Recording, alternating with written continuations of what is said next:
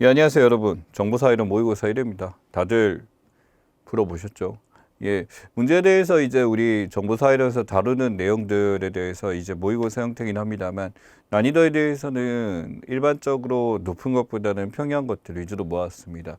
당연히 우리 과목 자체가 다루고 있는 분야 자체가 사실은 어떻게 보면 정보의 기본적 성격이 무형성이죠. 형태가 없어요. 물론 이게 어떤 파트가 나온다라는 거에서 대략적인 유추는 가능하지만 그야말로 유추일 뿐이죠. 그래서 정확한 교재나 이런 것들이 명확하게 나오지 않았고, 그러다 보니 저희 시대고에서 이제 준비하게 된 교재는 조금이나마 여러분들이 시험을 보는 데 있어서 명확하게 준비를 하실 수 있도록 가이드라인을 정해고자 애쓰려고 합니다. 어떤 논문이나 이런 걸 막 읽어서 나올 가능성이 있는 문제에 대해서 A라고 한다면 그 100의 1을 봐야 되는 상황을 만드는 것은 아닌 것 같아요. 그렇다고 한다면 그 100의 1을 읽었을 때 하나를 맞추는 것보다 여러분은 조금이라도 적은 시간을 투자해서 맞출 수 있는 효율성이 아마 이 시험을 준비하는 데 필요한 게 아닐까 합니다. 그래서 그런 방향성을 정확하게 잡고 나가는 것이 매우 중요합니다. 우습게도 이 정보사회라는 과목이 가장 정보가 부족한 과목이라는 거는 이름보다 약간 개탄스러운 일이 아닌가 하네요. 예, 1번입니다. 정보에 대한 특성에 대한 설명을 옳지 않은 것은 당연히 정보사회론이고, 이게 여러분 생각해 보세요. 사회정보론과 정보사회론, 이름부터 차이가 있죠.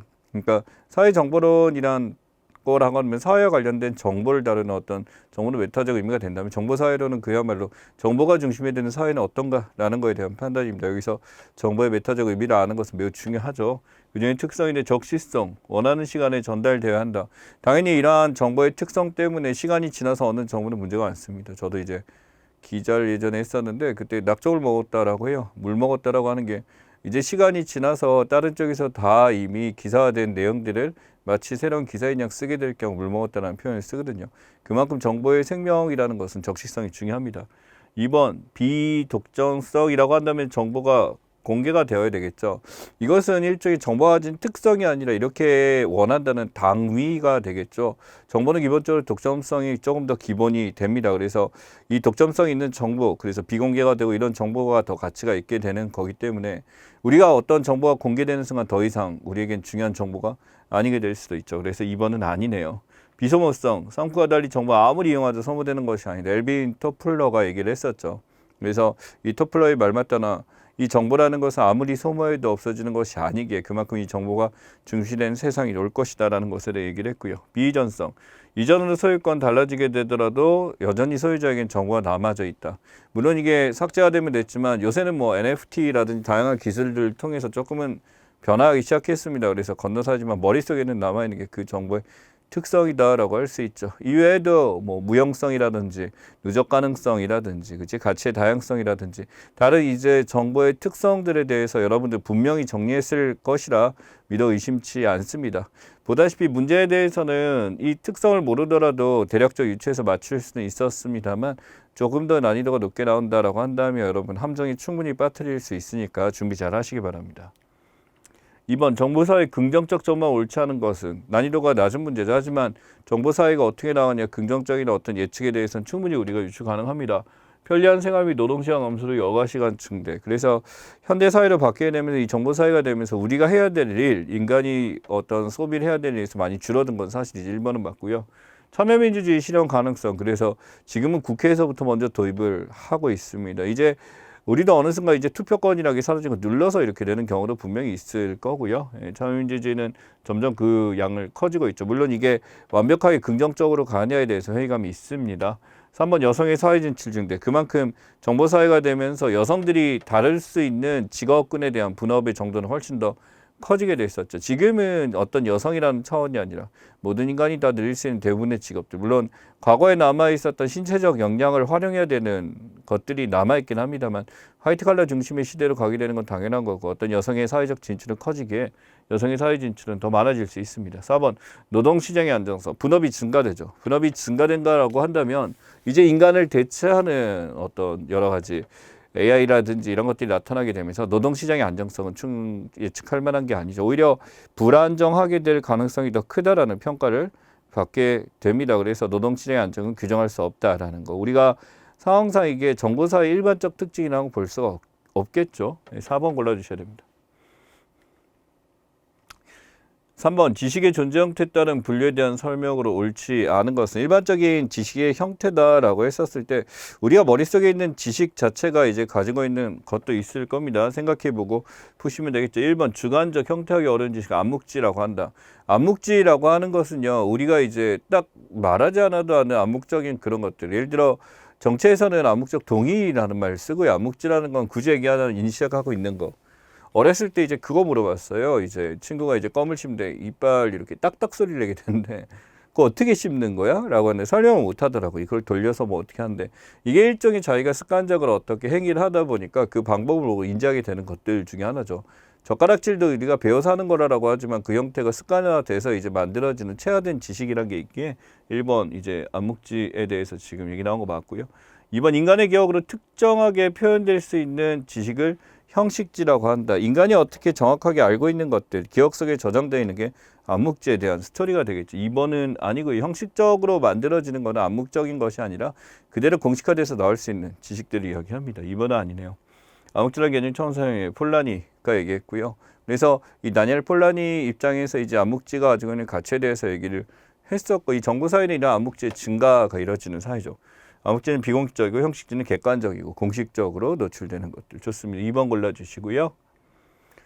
4번 문제입니다. 다음 내용이 의미하는 것은 무엇인가? 다수가 참여하여 서로 협력 및 경쟁하며 집단 수준에서 종합적으로 만드는 새로운 지적 능력.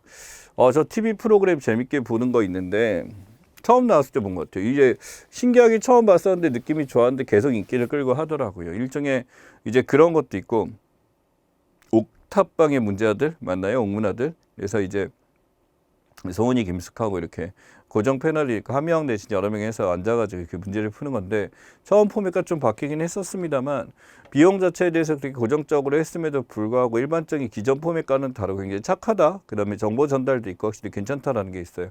그들이 자주 쓰는 표현이 이제 집단지성이란 말을 자주 쓰죠. 그래서 함께 모여서 무언가를 생각하게 한다라는 것이 큰 의미가 있습니다. 그래서 집단지성에 대한 스토리 지금 나왔죠. 예, 그래서 이 집단지성은 한 번씩 잘 다루는 내용 중에 하나니까 좀 더 구체적으로 보고 가시면 좋겠습니다.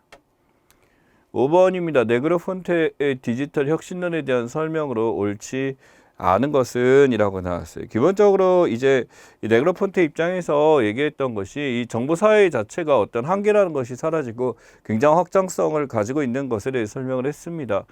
디지털, 빙 디지털을 통해서 미래를 극단적인 긍정론, 그래서 이게 확장되고 많은 사람들이 공약 이런 것들이 되고요. 4가지 파급 효과를 통해서 발전하는 성향 설명했었습니다. 지리적 한계 없애고 정보통신랑 연결한다. 4번의 정보전달체는 원자에 물리적으로 구성되어 있다. 자, 이 원자론이라고 하고 뭐 여러분 시험 범위는 절대 아닙니다. 우리 정보사회론 영역 아니고 돌턴이라는 학자죠. 원자론에 대해서 제시를 했었고 가장 작은 단위의 물체에 대해서 했기 때문에 이거는 정보사회 이전이 아니라 거의 1800년대 예전의 스토리죠. 그래서 어떤 가상에 대한 이야기고 지금은 이 원자 단계보다 더 작은 원자들, 뭐 쿼드라든지 여러 가지에 대해서 이제 뭐 개발한 상황입니다. 우리 정보사회론 영역에는 이과 쪽 영역이라고 말씀을 드릴게요.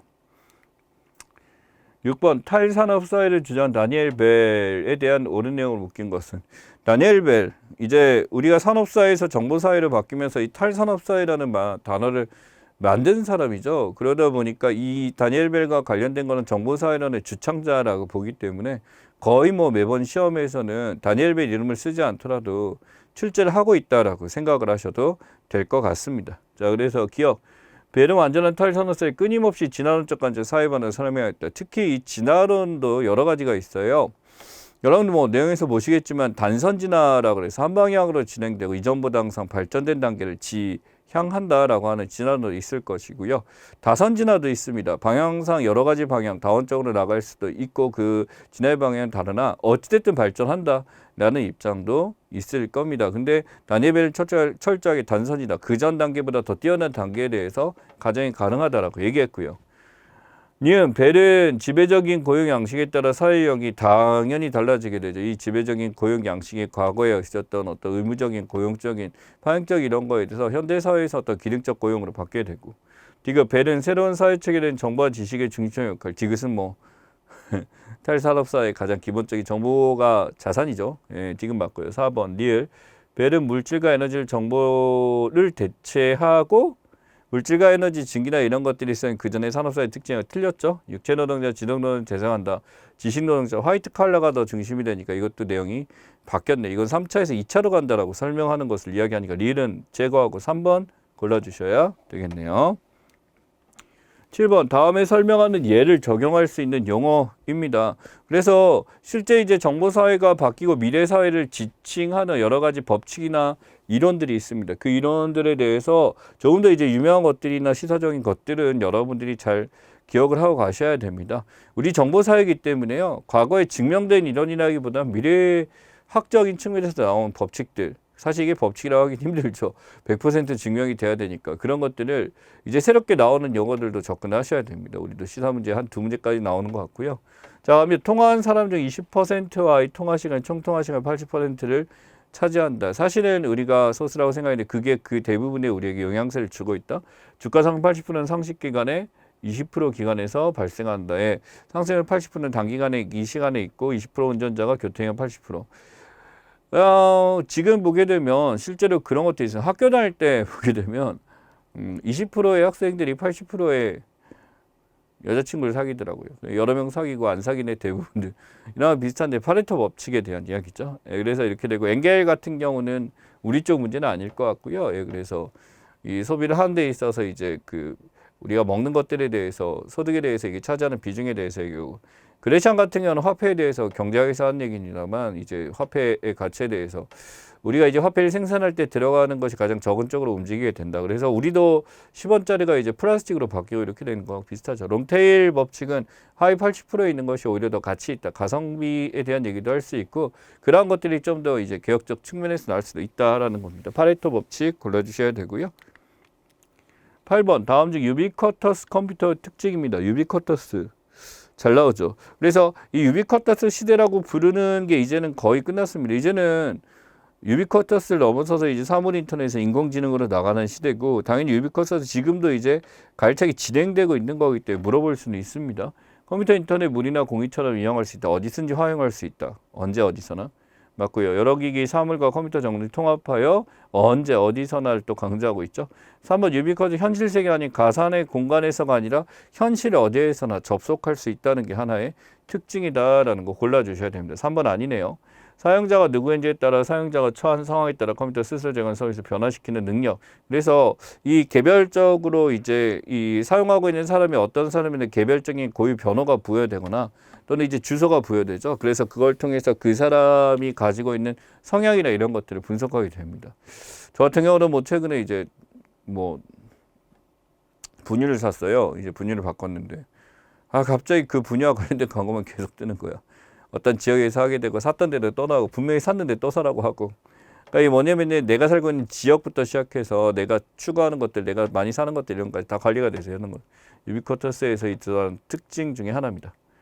9번 인터넷 경제의 3원칙 다음에서 설명하는 법칙은 마이크로칩의 처리 능력은 18, 24개월마다 2배씩 향상된다. 굉장히 유명하죠. 모의 법칙에 대해서 지금 나와 있는데 이게 우리가 이제 그 무어 같은 경우는 이렇게 생각하시면 됩니다. 이게 그 인텔에서 이 사람의 얘기하기를 실제로 18개월마다 근데 18개월에 다이렉트로 안 될 수도 있어요. 개발은 됐는데 바로 안 되는 게 2년까지는 이제 연을 둔다라고 하는데 여기에 그 전에 있는 생산된 물량들을 밀어내기를 해야죠. 밀어내기를 해야 되니까 그게 다 빠져나갔을 때 이제 그 다음 게 공급이 되긴 합니다. 그래서 시간차가 좀 있어요. 기술 개발이 되는 것보다 실제 우리가 상품으로 상용화되는 것은 좀 시간차가 있고 가끔은 이제 그런 상품을 미리 꺼낼 때 하이엔드라는 이름으로 굉장히 고가의 상품으로 해서 파는 경우가 있죠. 하지만은 컴퓨터 부품이란 것 자체가 굉장히 감가상각이 큰 거기 때문에 이제 상황에 따라 이제 이런 구매에 대해 조심하는 건 사실입니다. 그래서 모의 법칙이고 나머지 가치 사슬, 메트칼프, 리드 법칙 다 중요하죠. 가치 사슬 같은 경우 이제 가장 조직의 효율화에 대해서 지금 나타난 이런 중에 하나고 메트칼프나 리드 같은 경우도 내용에 대해서 반드시 찾아보고 기억하시면 좋겠습니다. 그래서 이 인터넷을 이용하였을 때 가장 큰 효과를 볼 수 있다부터 시작해서 이런 것들이니까 인터넷과 관련 다양한 법칙들 이온 키워드처럼 정리하시고 어떤 것이 나올 수 있다는 거 기억하시기 바랍니다. 10번 다중과 대중과 군중의 개념에 대한 설명을 오는 것은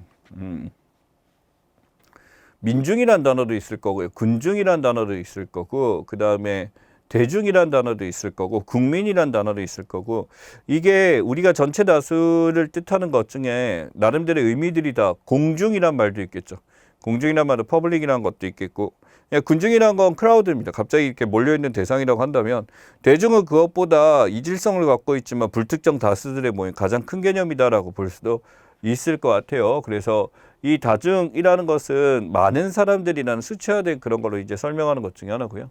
개별성 유지하지만 어떤 문제에 대해서 공동으로 행동하는 사람들을 이해한다. 그래서 우리가 다중시설이라고 그랬을 때 같이 모일 때 사용하는 게 같아지는 거고요. 2번 다중은 함께 공유하는 공통의 이해를 두고 일시적이라는 게 갑자기 이게 모여서 어떻게 사고가 났어? 그래 사람들이 모여서 이렇게 된 군중 같은 얘기죠. 그래서 우리가 촛불 집회 같은 거 하거나 했을 때 정기적으로 계속 나가는 거와 일시적으로 한 번 나가서 했을 때 그동안에 지속적 상호작용이 없었던 사람들을 군중이라고 부릅니다. 그래서 2번 아니고요. 대중은 특정되지 않죠. 불특정 다수라고 말씀드렸죠. 그래서 이 사람들이 평균화되고 동질화된 사람이지만 서로 간에 이제 이질성 가지고 있는 것들, 이질성이 없는 것들, 이질성 안에 있는 이질성이 분명히 존재해야 됩니다. 근데 겉으로 보기에 동질화된 집단을 가지고 있고 군중은 조직화되어 있지 않으면 상호작용 경험이 없어야 되고 상호작용 경험이 없다는 건 서로 간의 관계를 맺지 않은 사람들을 의미한다라고 생각하시면 됩니다. 2번이죠.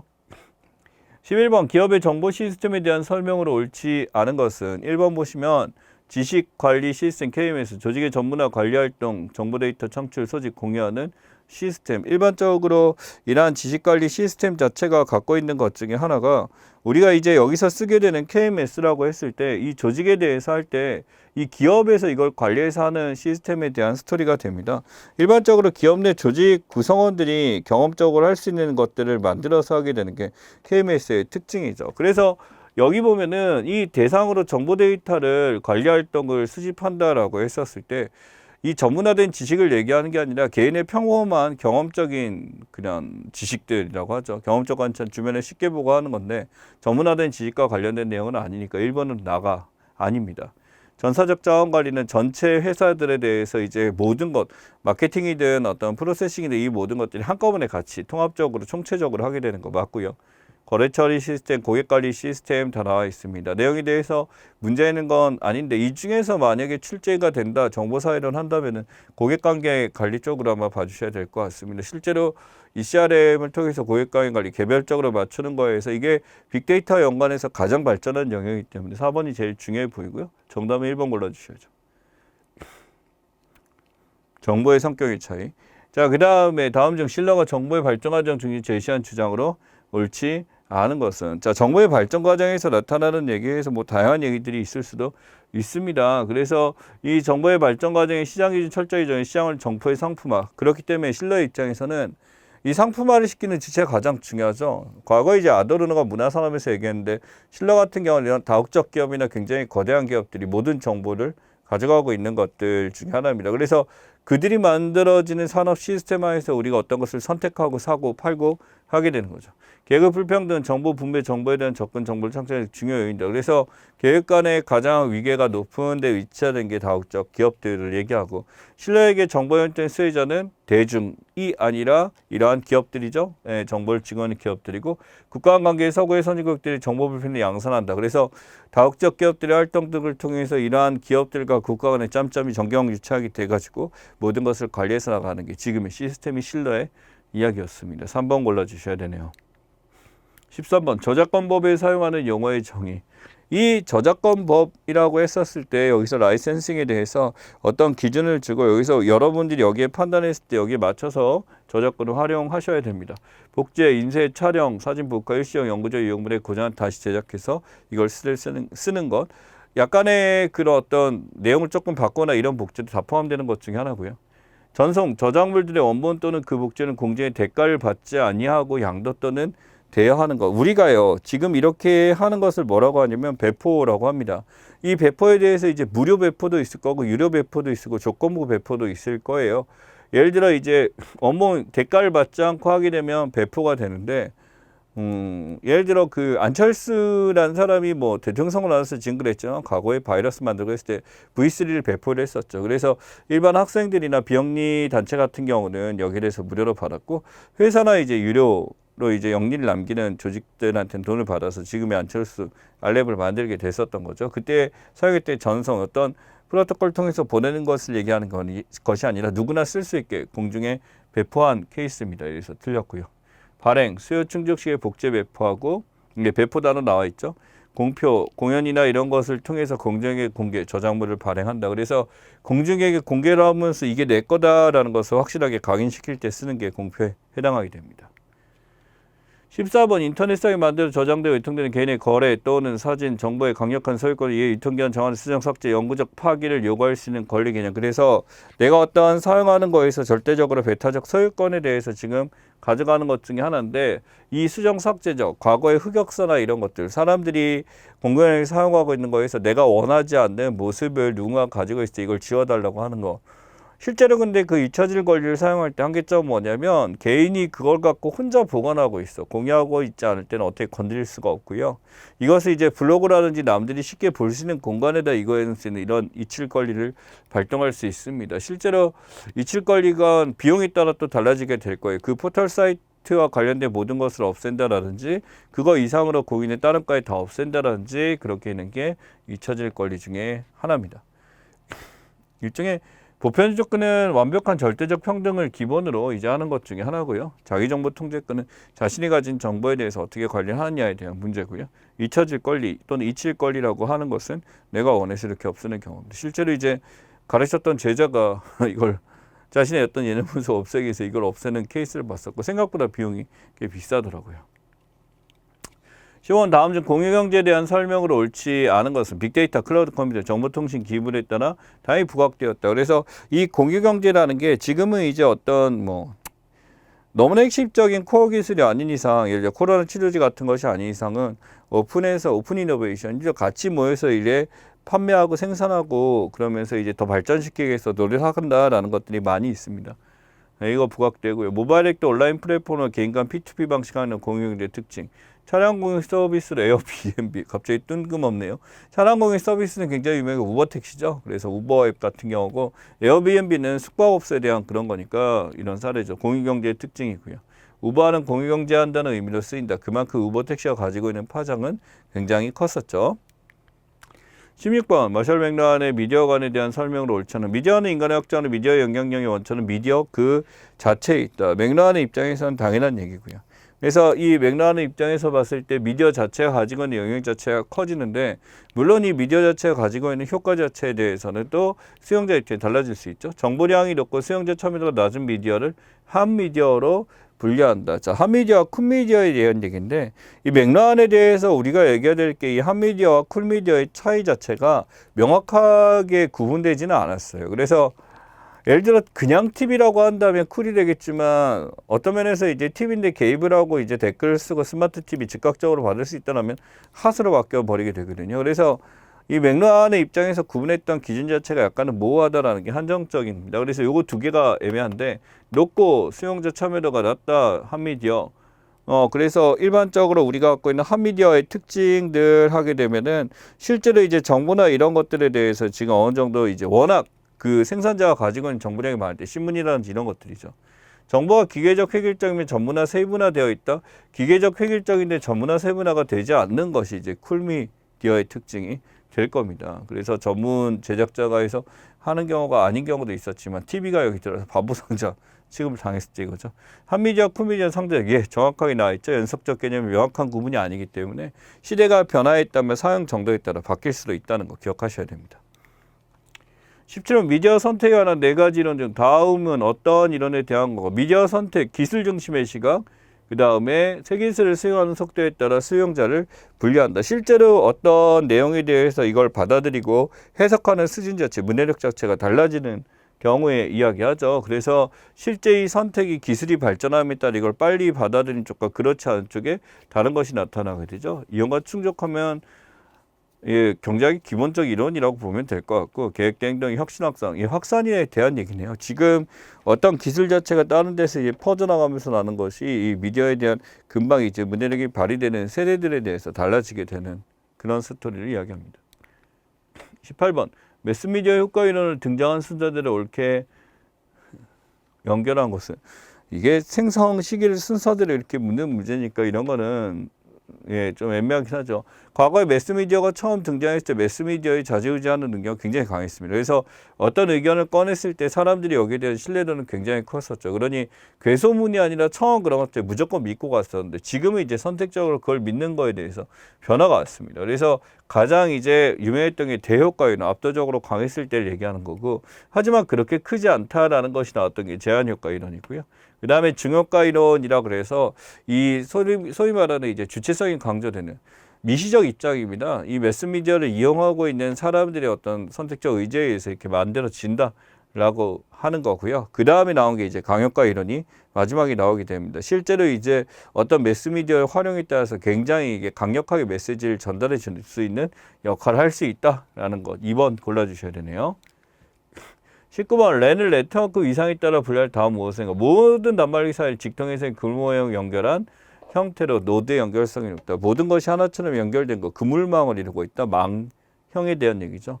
버스형은 그야말로 이제 일대로 연결된 랜선에 연결된 형태의 가장 기본적 형태고, 트리형 같은 경우는 뻗쳐나가는 형태가 트리처럼 이제 뻗어나가는 형태죠. 망은 이제 이 안에 있는 게 전부 다 연결되어 있는 체인형으로 연결되어 있는 것들이고요. 20번 이칠 권리에 대한 설명으로 옳지 않은 것은 이칠 권리입니다. 이제 이 사이버상에서 내 정보가 주어지고 있거나 이런 것들을 없애는 것 중에 하나죠. 정보주체 온라인상 자생하는 모든 정보 자율적 통제 권리를 타며 정보주체 개인정보 처리, 개인정보 확산 방지를 촉구하기 위해서 사진 삭제나 정보에 대한 삭제 요구하고 정보주체 개인정보 처리에 개인정보 삭제를 요구할 수 있도록 규정하고 있다. 따라서 검색인이 검색은 개인정보의 삭제도 요구할 수 있다라고 나왔어요. 검색 엔진에서 검색되는 정보 자체에 대해서는 내가 어찌할 수 없습니다. 그래서 그것은 이제 신문에 나왔거나 이런 것들에 대해서는 내가 딱히 이걸 요구한다고 할 수가 없는 것이 공적으로 나가는 것들에 대해서 지금 하는 거죠. 또 본인의 활동에 따라 이게 노출될 수 있는 거기 때문에 이건 안 되죠. 3번 아니고요. 유럽연합 GDPR에서는 불합리한 지처 자신의 모든 데이터 삭제 요청할 수 있다. 이 불합리한 지처 없이는 수일에 관한 건데 결국 이 검색에서 나온 것을 전부 다 막을 수 있는 시스템에 대해서 이야기하는 겁니다. 21번 다음 중 빅데이터에 대한 설명 옳죠. 빅데이터를 다룬 처리 프로세스의 병렬 처리 핵심은 디바이드 앤 컨커다. 이 일반적으로 이 빅데이터가 하는 게 분할하고 거기에 대해서 점령하고 하기 위해서 빅데이터가 어떤 것들을 이제 표현하는 프로세스의 방식 맞고요. 볼륨, 벨러시티, 버라이티. 예, 맞습니다. 그래서 이제 3V로 나눌 때도 있고 5로 나눌 때도 있고 7개로 나눌 때도 있죠. 357개로 빅데이터의 특성에 대해서 나온 거 있으니까 여러분들 반드시 기억하시면 좋겠습니다. 근데 이 세 가지는 반드시 필수적인 요소다라고 생각하면 될 것 같고요. 그 다음에 이제 나타나는 뭐 가치나 이제 어떤 정확성에 대해서라는 것도 이제 확대되게 되면 또 여러 가지가 더 있을 수도 있죠. 소셜미디어 비정형 데이터 증가를 분석해 텍스처 마이닝, 오피니언 마이닝에 이런 방법들 다 쓰고 있고요. 대용량의 데이터를 수집, 저장, 관리하는 등의 분석을 일괄로 처리하는 방식을 사용한다. 일반적으로 이게 일괄로 처리하는데 이게 아니라 한꺼번에 모아놓고 하는 방식이 아닙니다. 나올 때마다 바로바로 하게 되는 실시간 방식으로 진행되죠. 4번은 아니네요. 22번 사물 인터넷 실현에 필요한 필수 요소에 해당하지 않는 것은 일반적인 사물 인터넷 최근에 굉장히 많이 쓰고 있는 것들 중에 하나죠. 여러분 익숙해 보이지만 데이터 마이닝은 절대 아닙니다. 이 데이터 마이닝해서 요새 지금 많이 하고 있는데 최근에 이제 많이 하고 있긴 합니다만 이거는 빅데이터 분석에 대해서 쓰고 있는 것 중에 하나죠. 사물 인터넷과는 관리가 없네요. 그래서 나머지 것들은 골라주시고 데이터 마이닝은 이쪽에 해당하는 것이 아니다라는 거 기억하시기 바랍니다. 23번 크리에이티브 커먼스 라이센스 CCL 허락 조건이라고 나왔습니다. 실제로 이 CCL 마커에 대해서 여러분들 구분하는 거 잘 기억을 하셔야 되고요. 옳지 않은 것은 이죠. 저작자 이름 출처, 어트리뷰션, 저작자 표시 반드시 하라는 거. 비영리라는 거, 영리 목적 이용할 수 없다. 영리가 아니라면 가능하고 예를 학교 수업할 때 뭐 이런 거 가능하고요.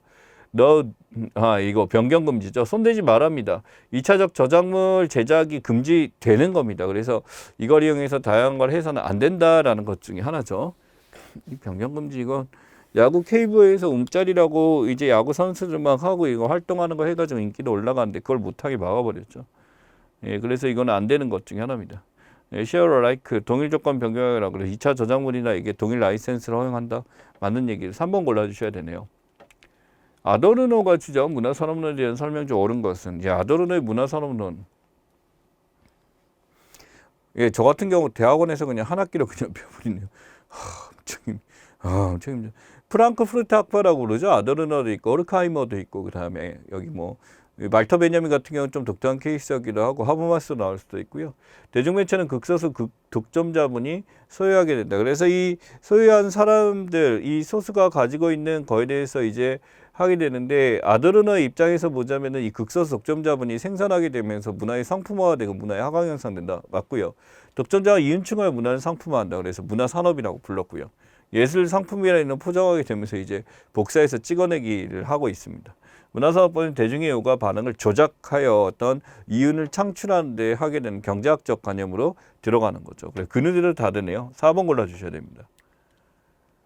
25번 다음 중 사물인터넷 3대 주요 기술에 해당하지 않는 것은 유무선 통신 네트워크 인프라, 센싱, IoT에 정확하게 인터페이스, 센싱, 인프라 세 가지 기억하세요. 다시 인프라, 센싱, 인터페이스 세 가지 꼭 기억하시고요. 4번의 로봇 기술은 사물 인터넷과 관련된 게 아닙니다. 물론 여러분이 사물 인터넷 통해서 로봇 같은 걸 활용한다 이런 건 가능하겠지만 실제 그 로봇 자체가 사물 인터넷이 아니죠. 그 로봇에게 무언가를 연결할 수 있고 얘기할 수 있고 전달할 수 있는 그런 센싱에 대한 스터디가 이렇게 되니까 로봇 기술은 IoT에 해당하지 않습니다.